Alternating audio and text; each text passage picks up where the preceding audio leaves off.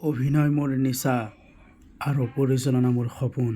Light camera আৰু একশ্যনৰ মাজত পাৰ হোৱা সময়বোৰ মোৰ জীৱনৰ আটাইতকৈ ধুনীয়া সময় আছিলে। কিন্তু জীৱনটো সদায় একেধৰণে নচলে। হেল্ল' ফ্ৰেণ্ডছ, মই শ্বাহ আলম খান। আপোনালোকৰ হয়তো বহুতৰ বাবে মই এজন অচিনাকি মুখ, আৰু হয়তো বহুতে মোক টিভি চিৰিয়েল নাটকৰ পৰ্দাত দেখিছে। আজি কোনো মই একশ্যন কাট ক'বলৈ অহা নাই বা মই ডাঙৰ কেমেৰা লৈ অহা নাই। আজি মোৰ লগত বহুত মানুহো নাই। আজি মোৰ কেৱল মোৰ ফোনটো আৰু মই কিছুমান মোৰ সপোন লৈ আহিছোঁ আপোনালোকৰ মাজলৈ।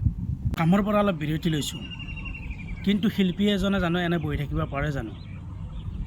এতিয়া মোক বহুতে সুধিছে, তই এতিয়া কি কৰিবি, নহ'লে চাকৰি এটাই কৰ। কিন্তু মোৰ মনটোৱে নামানে। সদায় মোৰ মনটোৱে কিবা এটা সৃষ্টি কৰিব বিচাৰে। সেয়া ভাবিলোঁ আপোনালোকৰ মাজলৈ ব্লগ ভিডিঅ' লৈ আহিম। ব্লগটোত অকল এইটোৱে নাথাকে যে মই কি খাইছোঁ, কি পিন্ধিছোঁ, ক'লৈ গৈছোঁ, এইটোৱে নাথাকে। ব্লগটো থাকিব এজন শিল্পীৰ সংগ্ৰাম আৰু অভিনয়ৰ কিছুমান সৰু সৰু টুকুৰা থাকিব। ষ্টেজ বা টিভিৰ পৰ্দাত নাথাকিলেও মই আপোনালোকক আমন্ত্ৰণ দিবলৈ চেষ্টা কৰিম। এতিয়া মোৰ চিনেমাখনৰ ময়ে হিৰো আৰু ডাইৰেক্টৰজনো মই নিজেই। এইটোৱে আছিল মোৰ প্ৰথমটো খোজ।